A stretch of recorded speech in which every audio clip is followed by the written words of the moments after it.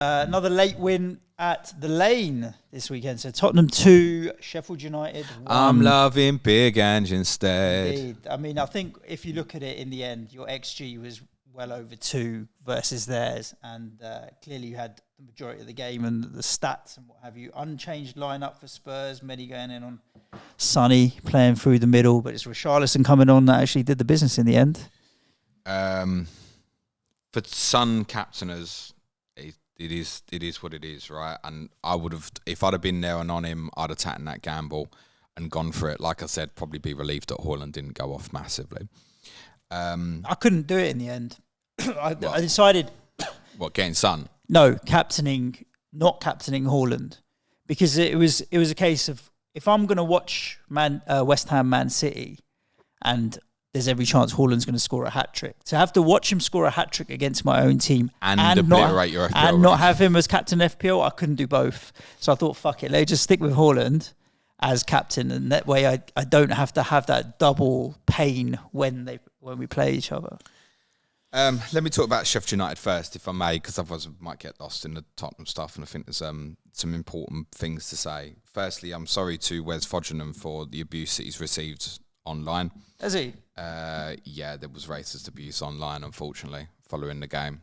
So, so-called Tottenham fans, and because he wasted about half hour during the game. Oh, okay. There's no excuse for why, right? But that's probably why he was targeted, unfortunately. And I'm sorry that happened. He, by the way, we joked in pre-season about League One Wes. He looks absolutely fine in goal to me, by the way. His distribution's okay. Doesn't give an aura of underconfidence or anything. Like, he seems fine in goal. That's not a huge problem for Sheffield United, in my opinion. He missed John Egan. I thought Jack Robinson of the back three particularly played quite well as the left-sided centre-back. Jayden Bogle obviously came in for George Baldock on the right-hand side. Luke Thomas came in for Larouci, left wing-back. Ollie McBurney was absolutely outstanding, Suj. He won everything in the air, and he will be a very big miss against Newcastle because he's obviously got himself sent off and suspended. I'm not particularly interested in the merits of should he got a second yellow card for dissent and stuff. I don't overly know what he did or he didn't say, but what I can say is it'll be a big miss for Sheffield United this week, and he's going to be absolutely crucial both for him and for his partner, Cameron Archer, as well, because Archer needs someone to do that work for him. We've mentioned it with Archer, there's like a little bit of Defoe in there. Like, if you give him a yard, you feel like he can do something. But I think he needs the battering ram to open stuff up for him. And Sheffield United are going to need the two of them fit. I'd be concerned about their likelihood of scoring against Newcastle without McBurney at the weekend. Not because McBurney scores loads, but McBurney will absorb pressure that also allows Archer to go off him. And it will allow, obviously, McAtee and Hammer or whoever's supporting from midfield to at least come up and follow up the play. Both Hammers obviously scored a goal from a long throw, which is not the sort of place we should be conceding a goal from. McAtee had a decent effort in the first half as well, and it's come from backing up the play and supporting. Honestly, McBurney beat Van der Ven. I think the first time Van der Ven beat McBurney in the air was about 70th, 75th minute or something. Van der Ven is 6'4". McBurney won every ball that went into him. It was laughable. So he was really good up front. He'll be a big miss at the weekend. I think McAtee, for those who are looking at something and going, I don't want to end up with Haaland, Alvarez or Watkins, for example, McAtee might be where I decide to go, Suj, possibly, as a 4.4, although it might be argued that Elliot Anderson might get some more minutes now for Newcastle, who obviously plays Sheffield United this weekend, and I could even see myself maybe even starting if I had Anderson, for example. So McAtee, the fact that Heckingbottom said last week short of minutes and fitness, I think we'll get some bits. Overall, though, they're shit. I'm not gonna bullshit anyone. This is one of those games where, and I think teams who, from the Big Six and others who push near the top, will have been involved in these games over the years. And it's quite, if you don't get the early goal, it becomes like a slog. They defended really well. Full credit to them. They made life really difficult. A lot of the efforts we had in sort of the first 70 minutes or so were from range and stuff. But it was often the final pass or the final cross or something was just a little bit short. We played really well, basically, up to the penalty area for the first 3 quarters of the match. They won't score enough goals, in my opinion, as it stands to stay up. I think if you look at the results they've had so far, they've obviously not been battered by anyone. And we should consider that for things like game week 10, I think it is, for example, when Arsenal play Sheffield United at home.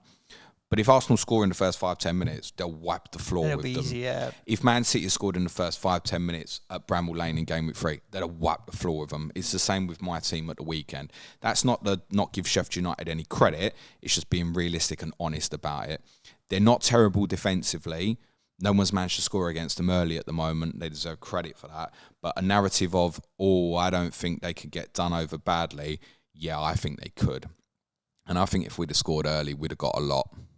And that's how it goes sometimes. So, I don't think you can second guess like the decision of captaining Spurs players or buying Spurs. What you have to certainly credit is in terms of their structure, defensive difficulty they gave us, all those things.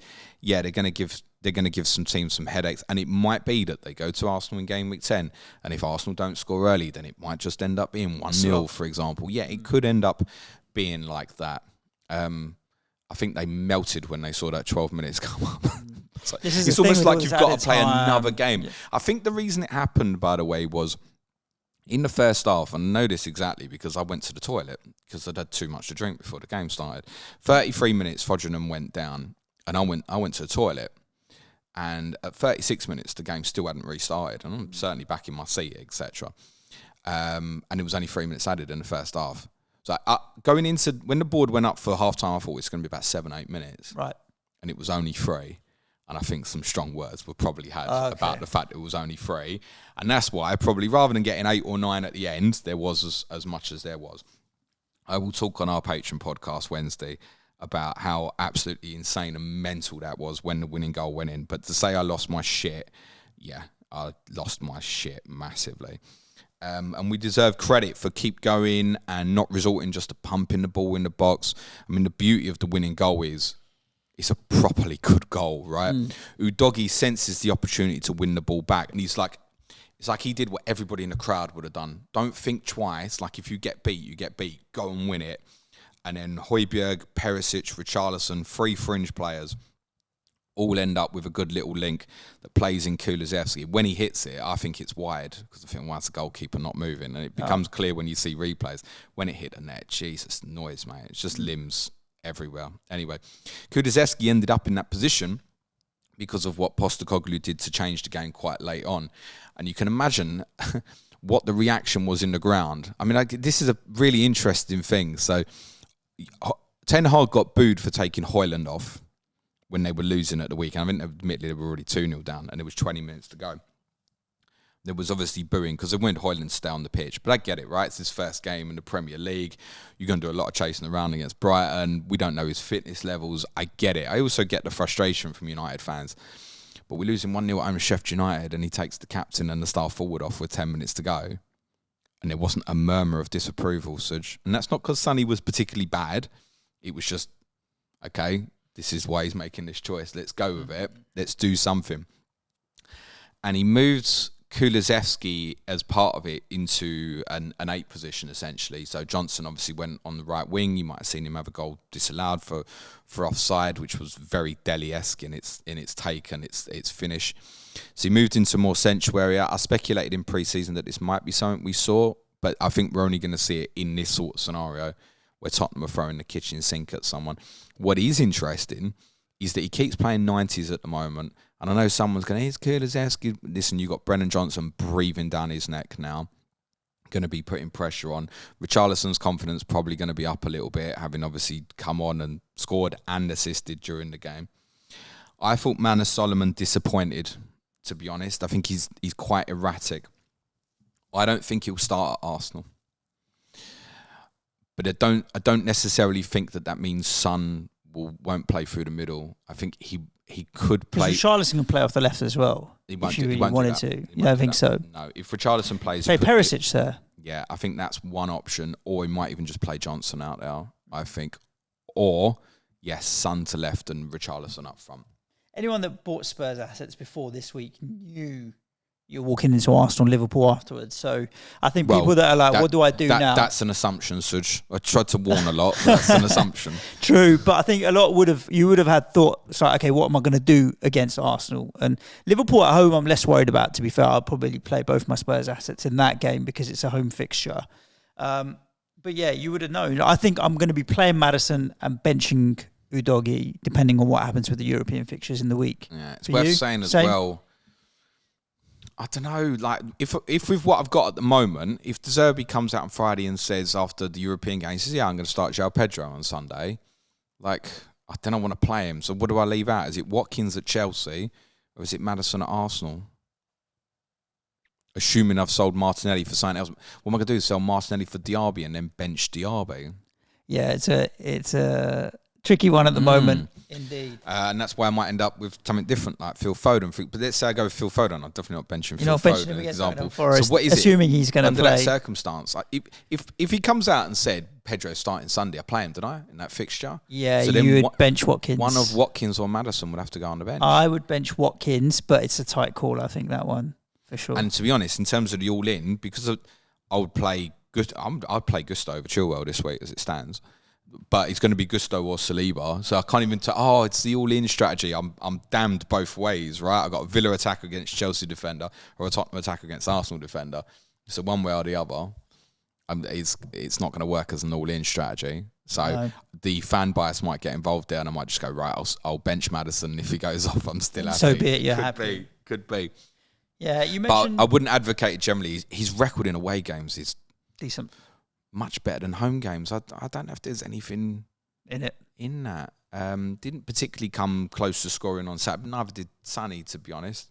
But Maddison would be fine. Like, if you bought Maddison this week, like, don't knee-jerk that. Definitely. No.